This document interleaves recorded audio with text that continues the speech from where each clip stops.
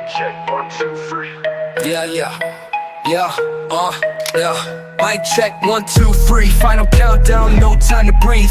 Get your mind ready, your rhymes better be on to the teeth to be defeated by he. The one they call the GOAT, checkmate on the beat. 跟不上我的节奏 ，workflow， 嘴巴闭上，键盘摇晃的特别一样。 He had everything. Talent, flash, swagger. He was the king of his own world on the court. A human highlight reel who could drop 40 on any given night. But there was one thing he refused to do: pass the ball. He didn't just play point guard. He owned the position, controlled every dribble, every position, every shot. And at first it worked. He was a star. The late 90s NBA was evolving. Michael Jordan was the unquestioned king, but a new generation of players was emerging. And among them was a Brooklyn phenom whose confidence matched his incredible skill. They called him Starbury, a playground legend turned NBA prodigy, a first-round draft pick with the world at his fingertips. But as the seasons passed, so did the league's patience. Teammates grew bitter, coaches gave up, the media turned, and before long, his name became a warning, not a legacy. In a league where passing creates harmony, he chose discord. In a sport where we beats me, he never got the message. This is the story of the NBA player who never passed, and paid for it. Welcome to FYNK, where we dive deep into the wildest, realest, and most unforgettable stories in basketball. I'm your host, and today we're exploring one of the NBA's most fascinating career trajectories, a tale of immense talent, missed opportunities, and eventual redemption far from home. If you're into the untold side of the NBA, hit that subscribe button, drop a like, and let's get into it. Stephon Marbury was built for basketball. Born and raised in Coney Island, Brooklyn, New York, he was a street ball legend before he could even drive. The Marbury name already carried weight in New York basketball circles. Stephon was the sixth of 7 children, and the fourth Marbury brother to earn a Division I basketball scholarship. But from the beginning, everyone knew Stephon was different. He had a gift, recalls former youth coach Bob Hartstein. The way he handled the ball, his court vision, his fearlessness, you couldn't teach it. But more than anything, he had that New York City swagger. He didn't just want to beat you, he wanted you to know you'd been beaten. At Lincoln High School, Marbury became a local celebrity. New York's rich basketball heritage has produced legends like Kareem Abdul-Jabbar, Bernard King, and Chris Mullin, and Stephon was poised to join that pantheon. He was named New York State Mr. Basketball and selected to the McDonald's All-American team. College recruiters flocked to Brooklyn. The country was taking notice.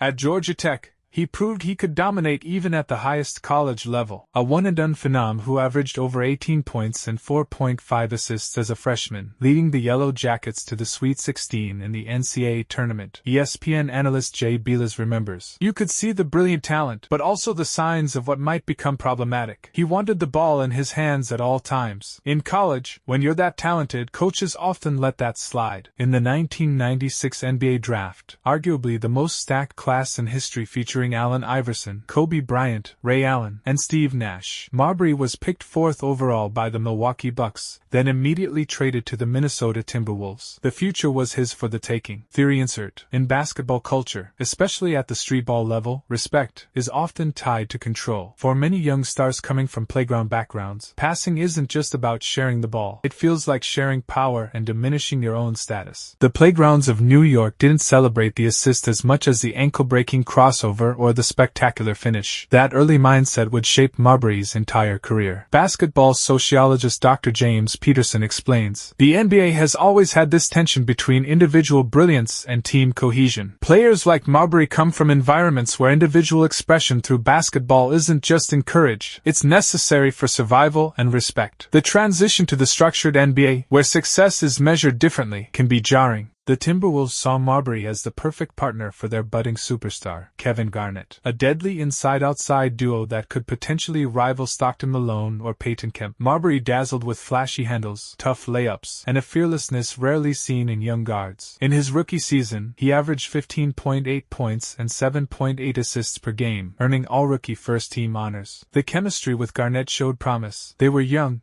athletic, and brought a new energy to a franchise desperate for relevance. Former Timberwolves coach Flip Saunders once said, "Those two had a special connection on the court. Kevin's versatility and Stephon's penetration skills complemented each other perfectly. We thought we were watching the beginning of something special." By his second season, Marbury was averaging nearly 18 points and 9 assists per game. The Wolves made the playoffs with a 45-37 record, their first winning season in franchise history. But behind the scenes, things weren't so smooth. Marbury wanted more. He wanted his team. He didn't like playing second fiddle, even to KG. The spotlight wasn't big enough for 2 stars, at least not in Stephon's mind. There was also the matter of money. Kevin Garnett had signed a then unprecedented $126 million contract extension. Marbury was eligible for a similar deal but began to question whether Minnesota was where he wanted to spend his prime years. The pull of home was strong. Marbury had spoken often about eventually playing in New York. His family remained in Brooklyn, and the distance weighed on him. Visual: tense team meetings, sideline disagreements. Former teammates noted growing tension. "You could see it happening," said Timberwolves forward Sam Mitchell. Steph started to isolate himself. Plays that should have been passes became forced shots. The assists were still there, but the spirit of teamwork was fading, so he asked out, demanded a trade. The Timberwolves were stunned. They gave him what he wanted, and that decision changed everything. In March 1999, Marbury was traded to the New Jersey Nets in a 3-team deal. The Timberwolves' dream duo was shattered after just 2.5 seasons. Kevin Garnett reportedly learned about the trade from a television report. Years later, he would describe it as one of the biggest disappointments of his career. "We could have built something special." Garnett would later reflect, "Sometimes in this league, patience is the hardest skill to develop." If you're still watching, you're clearly hooked on this story of talent, ego, and basketball politics. Go ahead and smash that subscribe button right now. It helps us bring more untold stories like this your way. Plus, hit that notification bell so you never miss our weekly deep dives into basketball history. Over the next few years, Marbury bounced from team to team: New Jersey, Phoenix, then eventually New York. With the Nets, Marbury initially appeared to have found his groove. Playing close to home energized him, and his numbers reflected that surge in confidence. In the 1999-2000 season, he averaged a career-high 23.9 points along with 7.6 assists per game. He was selected to his first All-Star team in 2001. On paper, he was elite. Multiple seasons averaging over 20 points and 8 assists. He even made 2 All-Star appearances, but the stats lied. Behind the impressive numbers was a troubling reality. The Nets struggled to win, managing just 26 victories in the 2000-2001 season despite Marbury's statistical excellence. Former Nets coach Byron Scott didn't mince words years later. "Stephon put up numbers, but they were empty calories. The ball would stick, possessions would die, and teammates would disengage." The Nets front office, led by Rod Thorne,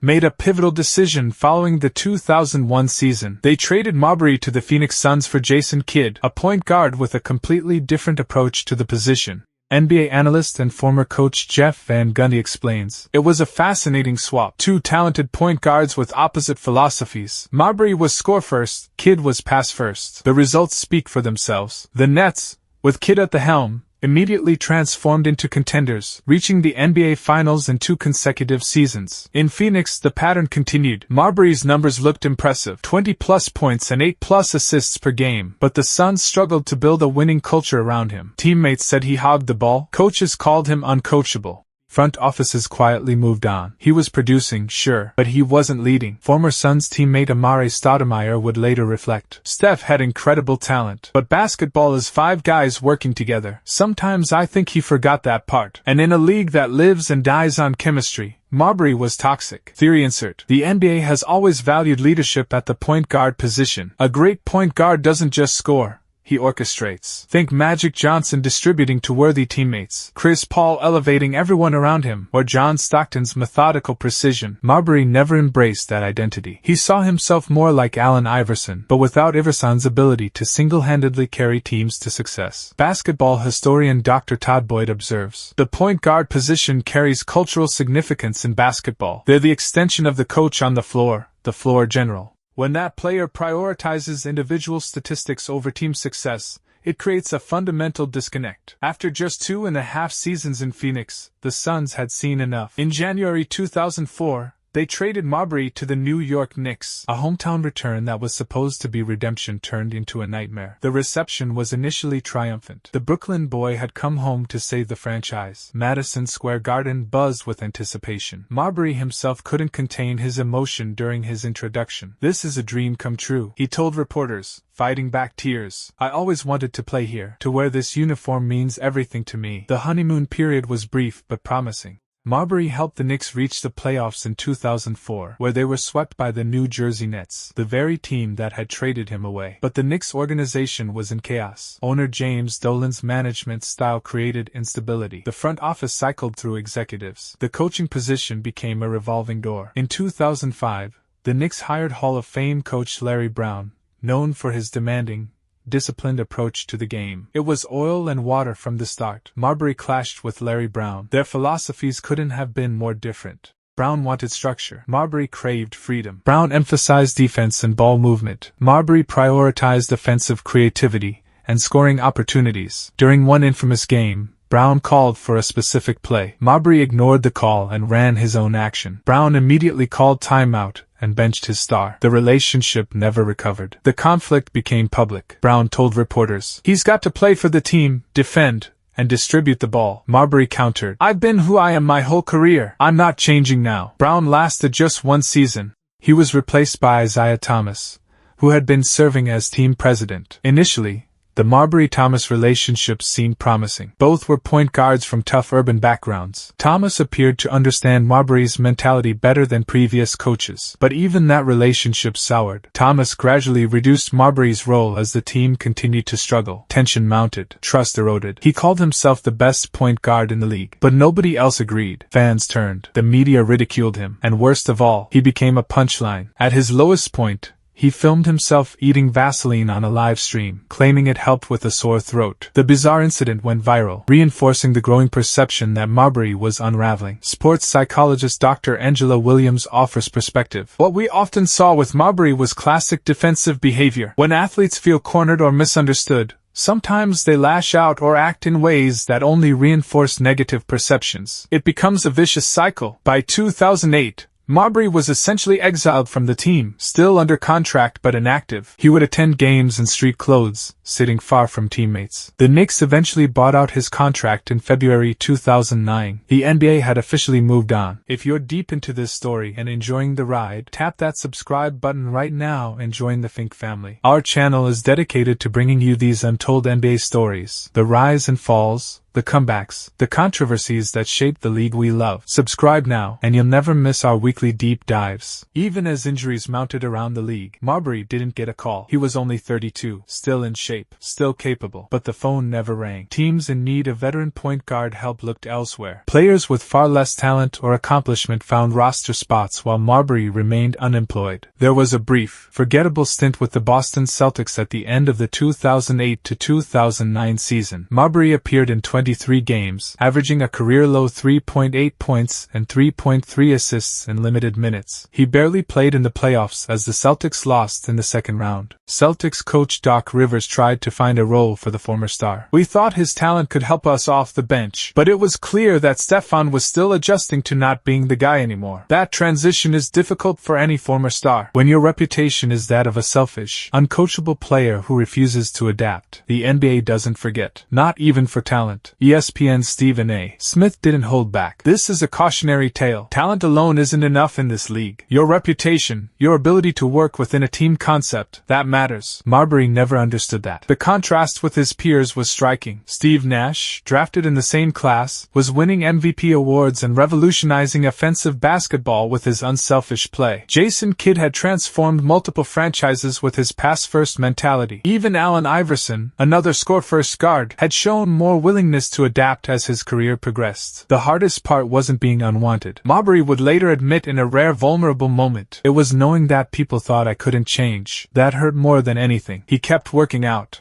kept hoping for another chance. But NBA executives had made their judgment. One anonymous NBA general manager explained the reasoning. "Bringing in a veteran is as much about mentorship and locker room presence as it is about on-court production. With Steph, the risk outweighed the reward. His talent was never in question. But basketball is a team sport, and the perception, fair or not, was that he didn't elevate teams." Marbury had officially played himself out of the league. With NBA doors closed, he faced a crossroads: retire at 32 or explore opportunities abroad. His next decision would define the rest of his basketball life. But the story didn't end there. In China, he was reborn. When Marbury first arrived in the Chinese Basketball Association in 2010, few expected what would follow. Most saw it as a last resort for a fading star, a way to extend a career and make some money before inevitable retirement. His journey began with the Shaanxi Zhongyu Brave Dragons, not a traditional powerhouse in Chinese basketball. The transition wasn't immediate. Cultural differences, language barriers, and adjusting to a different style of play all presented challenges. But something unexpected happened. Chinese fans embraced Marbury with an enthusiasm that surprised even him. They didn't see a troubled NBA cast-off, they saw a legitimate star who had chosen their league. After one season with Shaanxi and a brief stint with Foshan, Marbury joined the Beijing Ducks in 2011. It was here that the transformation truly took hold. Marbury joined the Beijing Ducks, where he finally embraced being part of a team. He passed, he led, he won. 3 CBA championships followed. In 2012, 2014, and 2015, Marbury wasn't just contributing, he was the centerpiece of a dynasty. He was named Finals MVP in their first championship run, averaging 33.4 points in the series. CBA analyst Ming Wang explains, "What made Marbury special in China wasn't just his skill. Many former NBA players have come here with talent. It was his commitment to the culture, to his teammates,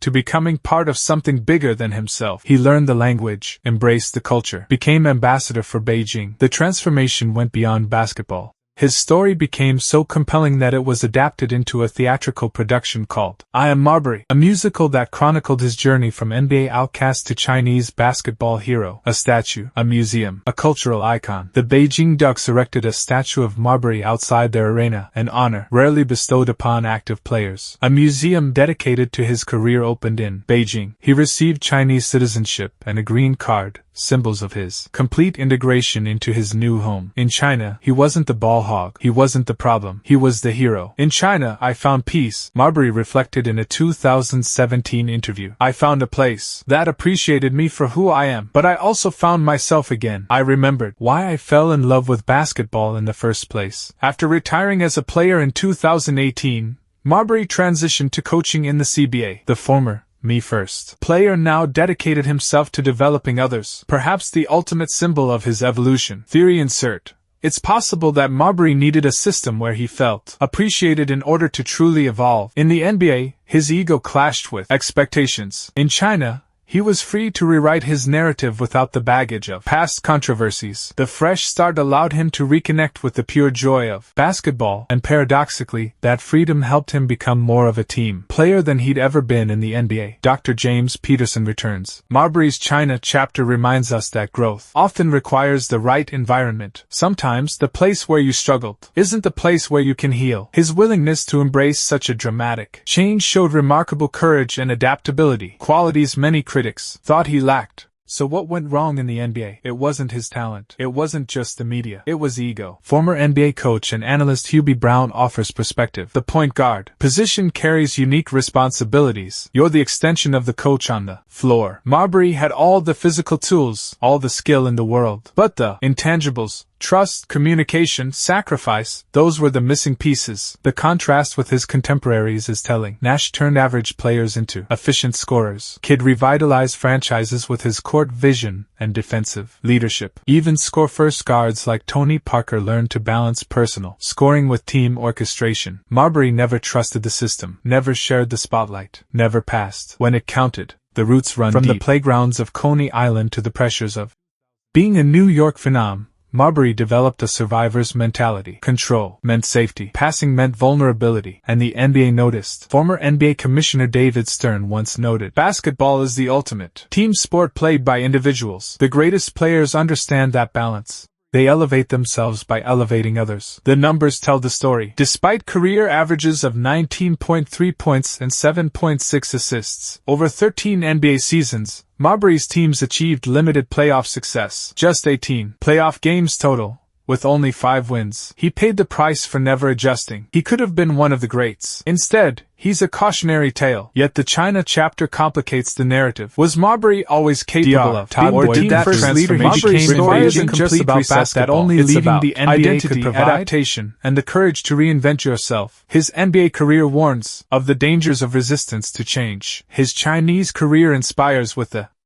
possibility of redemption. Both chapters matter. Basketball, like life, rarely offers simple lessons. Marbury's journey reminds us that growth isn't linear, that second acts are possible, and that sometimes finding your true self requires losing yourself first. What do you think? Was Stephon Marbury a misunderstood genius or his own worst enemy? Was his NBA career a failure or simply the first act in a more complex story? Drop your thoughts in the comments. We read every single one, and the best comments might be featured in our next video. If you enjoyed this deep dive, hit that like button and subscribe to FYNK for more untold NBA stories, wild downfalls, and comeback arcs. Next week, we'll be exploring the forgotten dynasty that almost was the Sacramento Kings of the early 2000s and how officiating controversies, internal conflicts, and the Lakers dynasty combined to keep them from the championship they might have deserved. We post weekly breakdowns just like this, and we're only getting started. From draft busts to coaching feuds, from forgotten legends to behind-the-scenes power struggles, FYNK brings you the stories behind the scores. Subscribe now